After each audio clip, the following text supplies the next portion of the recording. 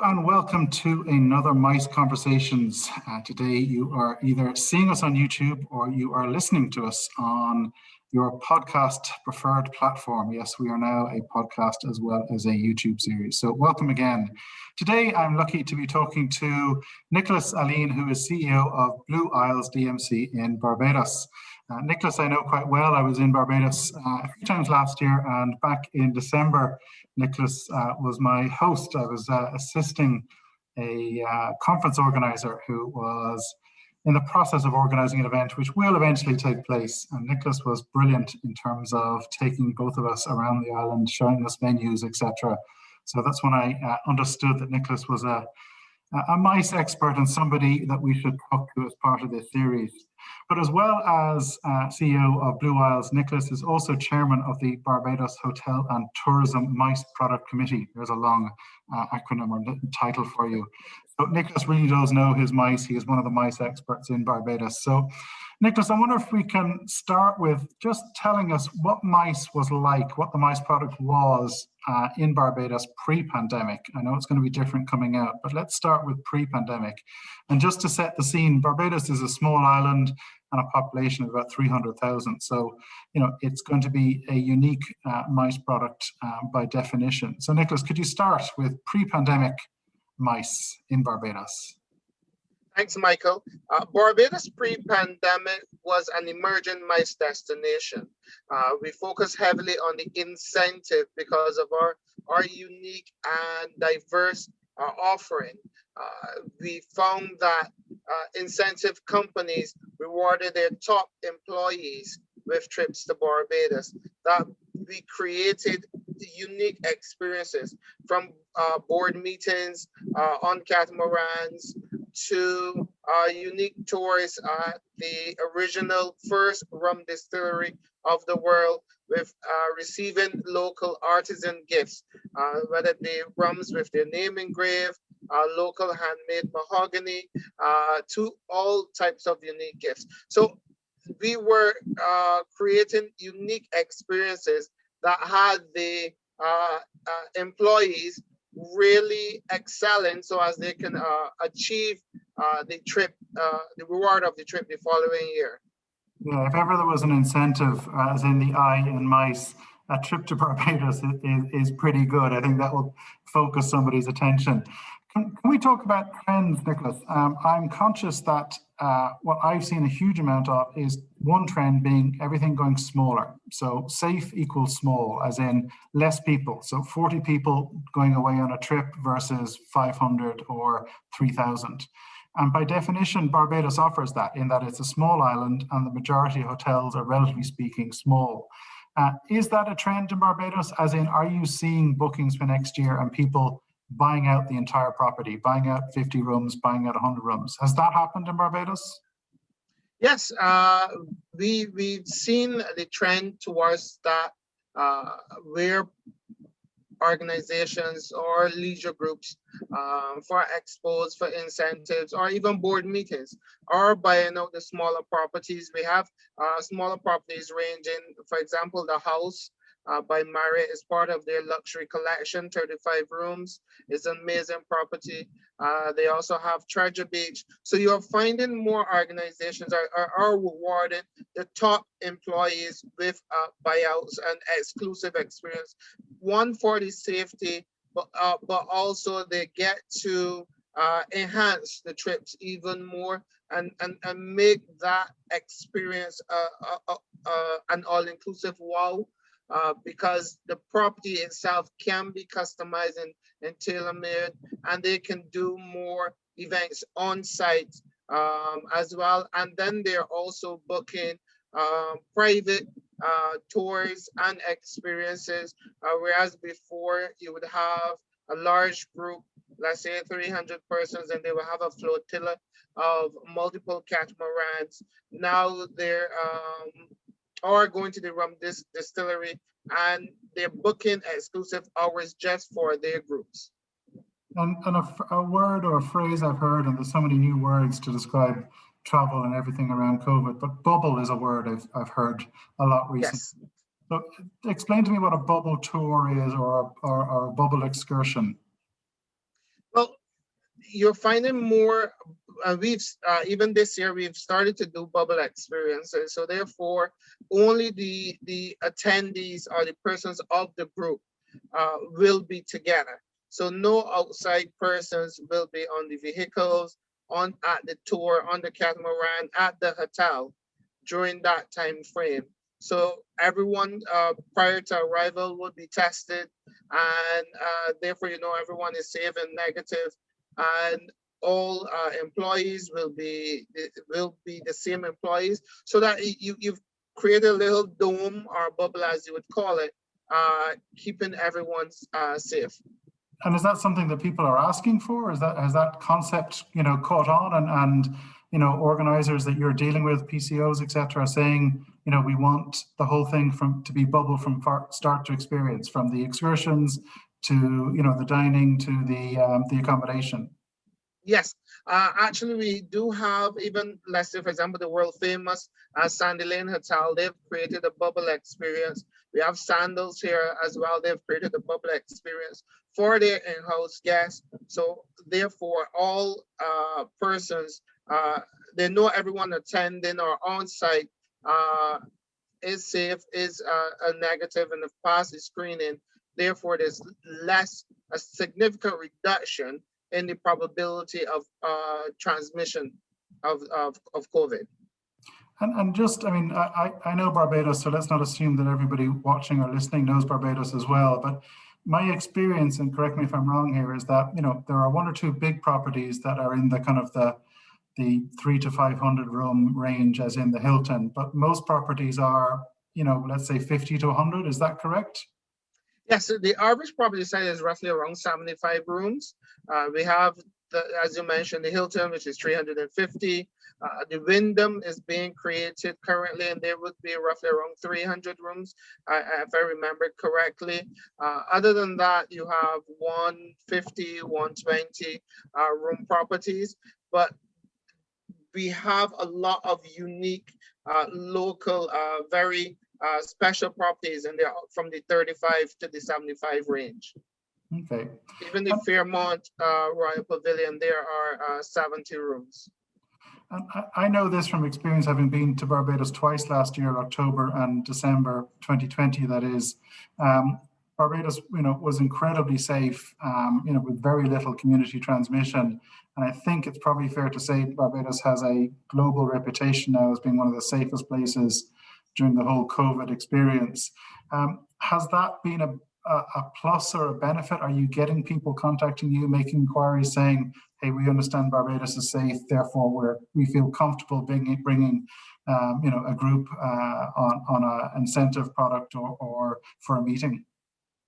Yes, we've managed the COVID pandemic very well. We thank our leaders with great vision and our health and first responders. We actually created and built a COVID hotel, and it has paid off in benefits. The last 4 weeks, we've had a total of 21 cases, and this is locals and visitors arriving on island.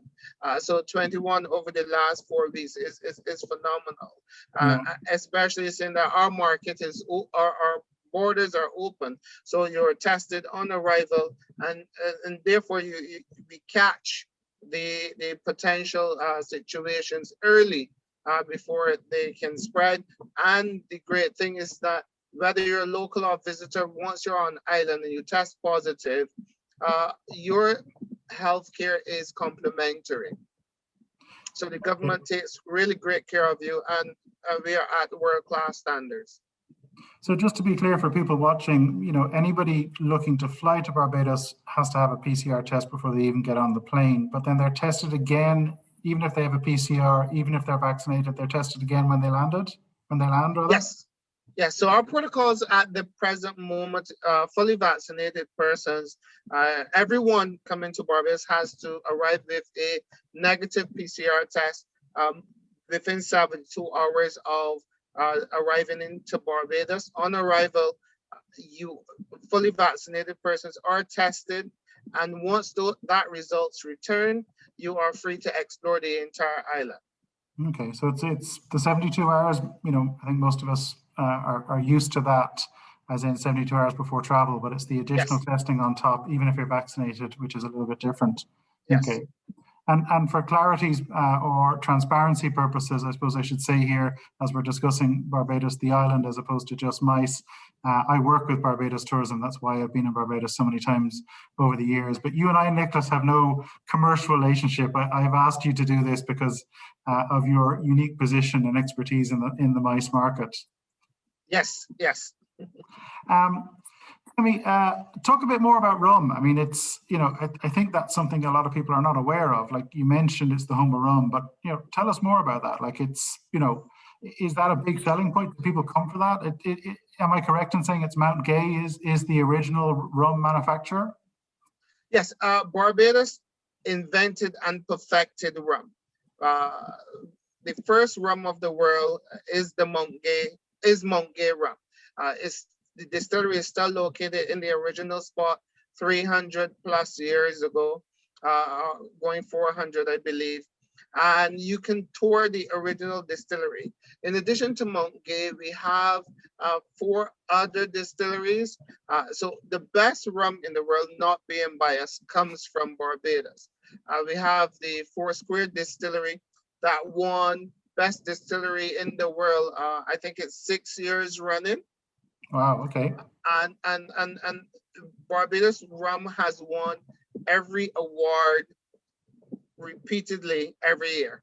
So can PCOs and organizers, event organizers, can you host functions at any of those or all of those distilleries?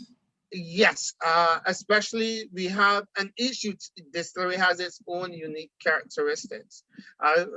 For example, the St. Nicholas Abbey distillery is still in the original mansion. It's a very small crafted rum distillery, but the properties are amazingly beautiful. And they have the train tour, the only train in Barbados, and they have grounds that you can do an event from, let's say, 25 persons to a large event if you have one, let's say, of 1,200 persons. And the distillery, the original house, the original owners actually owned the Carolinas before the US Revolution. And rum is such an important part of world history. The George Washington served Mount Gay rum at his inauguration. Didn't know that. And he was introduced with rum when he spent time in Barbados. Barbados is the only place outside of the US that George Washington ever lived or slept. And he learned the joys of rum whilst here. And it was so important to it, he served it at his inauguration to be president. The joys of rum, I like that. Tell me, I mean, like most people I speak to in the MICE industry, 2021 has been written off. There is a small amount of business, but in reality, most people are looking at 2022. Are you getting real bookings for 2022, or are they just inquiries at this stage? 2022, we actually have a request for 2021, small bubble experiences. And as I said, as we spoke earlier in terms of buyouts, 2022, we have quite a few inquiries. Persons are feeling the need for travel. Companies can only reward their employees with gift certificates and gift cards to some extent, and virtual events, whereas they have their place. You cannot replace it with in-person meetings. It cannot be replaced. And the thing about incentives is that reward is not for this year. It's to incentivize the attendees to do better for next year. Yeah, that makes sense. Last question. You know, Barbados is a Caribbean island. It's beautiful. We all have that picture, postcard image in our heads of the white sand, the perfect, you know, bright blue, clear water. But, you know, there's a lot of other Caribbean islands. How does Barbados differentiate itself from all those other destinations? Like, what makes Barbados unique? Barbados goes further than sun, sea, and sand. Our heritage, our culture, our history, our cuisine. We have the most restaurants per square mile in the Western Hemisphere, with diverse cuisine. The history where we have the third oldest parliament in the Commonwealth. You can do tours of the Parliament building. Very beautiful. Our culture and our festivals crop over. Our jazz festival, our rum festivals, and you can be in Barbados for an entire month and do a different activity every day. One day you could be on the catamaran and feeding the green turtles. The next day you could be doing the cave tour at Harson's Cave, and the following day you can be in the small aerial planes doing an aerial explore of Barbados. We have diving. We have the world-rated golf courses. We hosted the PGA golf tournament in the past before. So you have the golfing. And we have a diverse accommodations. So it's not a cookie cutter experience. There are a wide variety of activities that you can participate. Yeah, can I add one more thing to that? The people. That was something that stuck out for me. That is the most important aspect. We're the most friendly, welcoming persons you can interact and meet. For example, we have Oystins, and during the day, Oystins is a traditional fishing village. You see the boats coming in, they're offloading the fish, they're cleaning the fish, etc. Fish market. But at night is a culinary explosion where you have picnic benches and many different colorful stalls where you can purchase the fish. And in the past, you would have a Barbadian next to an American next to Brits all sitting at the same table. Now you have your tables to yourself, but the atmosphere, the music, the interaction, it is an amazing must-do experience. Yeah, I'd have to agree. Fresh fish caught early in the day. Yeah, I'd highly recommend it. I have done a Friday night at Oystins and highly recommend it. Last question, Nicholas. What's changed? Like, has MICE changed in Barbados? Is it the customer that's changed? Has Barbados as an island changed in terms of, is it approaching MICE differently? Is it more selective? Is there a focus on sustainability? What's changed, either from the island perspective and also from the clientele? Well, what we found is that the requests are different.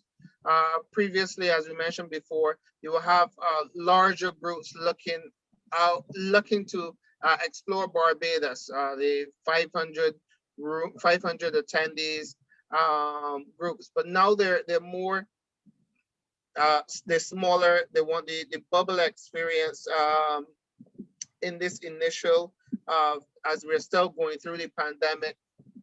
But we've always, Blu Isles have always had a sustainability approach to all groups. We've always created give back programs. The government introduced a 1 million tree planting initiative recently. We get our local group, our overseas groups, and incentive participating, whether it be the turtle project, where you at night you would go out the turtles as they try to go back to the sea, interaction with the healthcare, let's say the hospitals, etc. To schools, we've had one organization donate a full musical room for a school before, and then the attendees were so touched with the performance that the students performed. When they returned, they sent back additional donations that we use to set up another musical room at a different school. And the attendees, they love it. They love to give back. To give back, yeah, that's a wonderful note to finish on. I couldn't agree more. So everybody listening, everybody watching, thank you again for your time, and thank you to Nicholas Alleyne, the CEO of Blu Isles DMC in Barbados, and also chair of the MICE committee there, the MICE product committee. Nicholas, thank you for your time. It's been very insightful. I wish you and everybody in Barbados the best for the rest of 2021 and a very successful MICE industry 2022 and beyond. Thank you. The pleasure was all mine.